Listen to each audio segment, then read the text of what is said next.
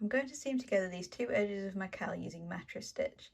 To begin with, I'm going to have the right side facing me because then when I've seamed these two edges together, the ridge that's created where the seam is will be hidden on the back of my work. For mattress stitch, you're going to work with the stitch at the very edge of your work. So I've got these slip stitches that appear in a column up the side of my work. And what you're going to do is you're going to be working with the bars that connect these stitches to the neighbouring stitch. So if I pull on one of these stitches, you can kind of see these little bars, like this one here, that connect it to the neighbouring stitch. We're going to be travelling up these bars with our tapestry needle for mattress stitch. If you just had a piece of fabric that's in something like stockinette stitch, you'll still be able to see bars like that connecting the outermost row of V's to the neighbouring ones, and that's where you'll be working in the stockinette stitch. So I already have this tail of yarn I've left attached to my work that I've threaded onto a tapestry needle. If you don't have this, you can always add a new strand of yarn and you can just weave the end of it into the back of your work somewhere, so then you can work with it as if it was already attached. So my yarn's attached to this left piece, and I'm going to need to start by attaching it to this right piece as well. So following this column of stitches, in the very bottom one, which I can see is this one here, I'm going to take my needle behind the two legs of the V and just bring it up through to the front of my work. You don't have to worry about exactly which stitch you get with this, just attach it through and you should be fine. Now going back to the left side, remembering what I said earlier about these outermost stitches and the bars connecting them to the neighbouring stitches, find this very first stitch down here and this bar that's behind it. You're going to take your tapestry needle and go up through that gap. So the bar's sitting on your needle, and then just thread it through.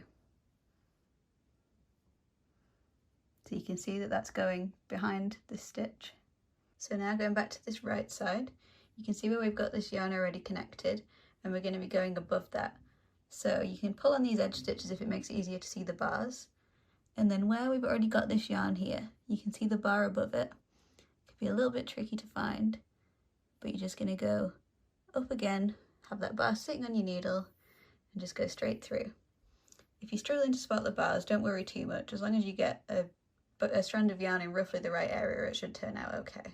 So you can pull on this yarn a bit to tighten it up, but I wouldn't tighten it up too much yet because it makes it easy to find where you're going to put your needle next. So going back to this side, you can see where our yarn already is connected, and we're going to be going into the bar above it. So you can see this V at the very edge, and our yarn's coming through here. So we're going to want to go back in here where the yarn's going from, and through the bar above that. And this is just the pattern we're going to follow for mattress stitch. So I'm going to go back then to the right side and do the same again. So you can see where our yarn's coming from, and then go in through this gap here and back up. And then periodically just pull on your yarn to like tighten up the lower part of your work. But you can kind of leave the top couple of bars loose so you can easily get back into each side. You're going to keep working back and forth like that up your edge until it's all grafted together. I would keep an eye on your very end of your project because they can end up kind of looking like this, and if that starts to happen, you're going to need to skip some bars on one side to just even it up again. So just keep an eye on that and see what you think you need to do. And don't worry too much about making sure you get the exact bar you need. As long as you get in roughly the right place, then your edge will look just fine.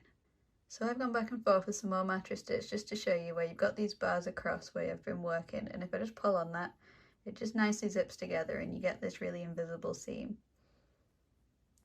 So if I just keep working like that all the way up to the end of my project, I'm going to end up with a really neat edge.